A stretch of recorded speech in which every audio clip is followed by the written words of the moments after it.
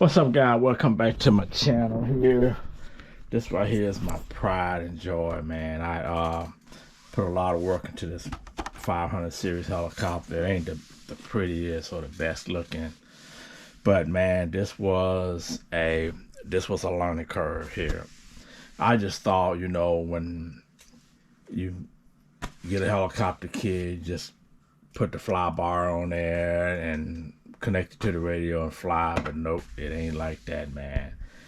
It's like building a LS motor, man. You put it all together, you gotta time it, you gotta get the fuel mixture right, you got to get the spark right, and you got to get all three of them timed as perfect as you possibly can.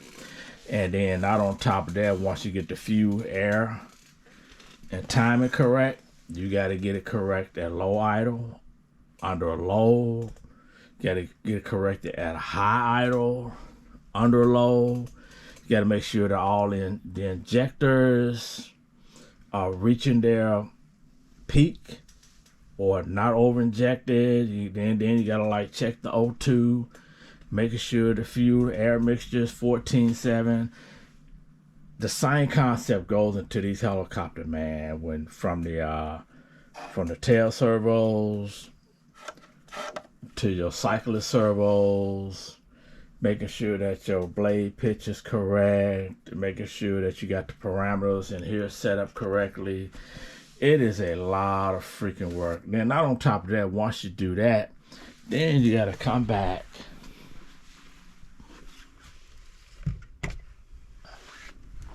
go into your radio, man.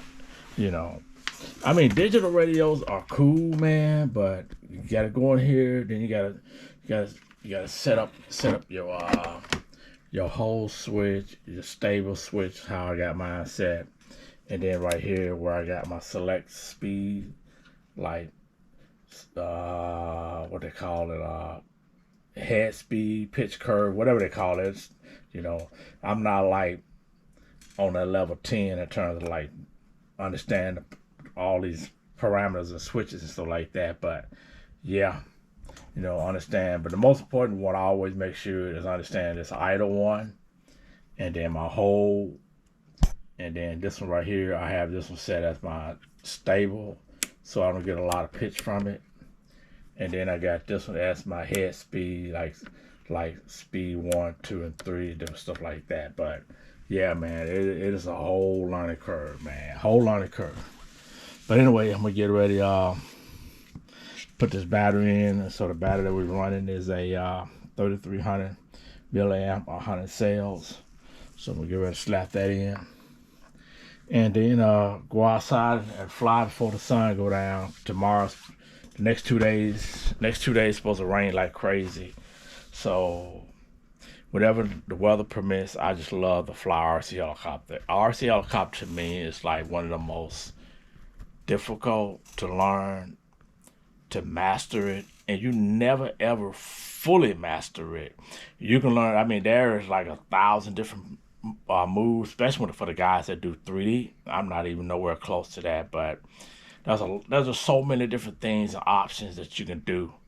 And then once you're out there flying, and man, and you're trying to compartmentalize your fingers, the radio, the helicopter, looking left and right, and try to making sure all that rolls smooth.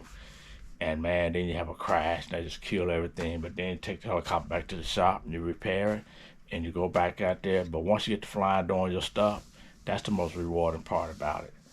And helicopter technology now is reigns supreme in terms of getting into the hobby. Now is so much easier now than it was 15 years ago. 15 years ago, you didn't have no 3G stabilizing system or auto stabilizing. You didn't have none of that.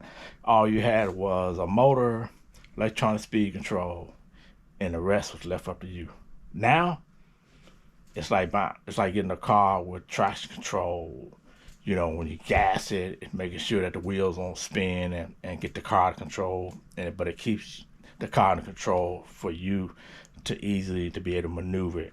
But that's what I love about RC helicopter. Anyway, I'm going to end this video, then I'm going to come back again outside. Peace out.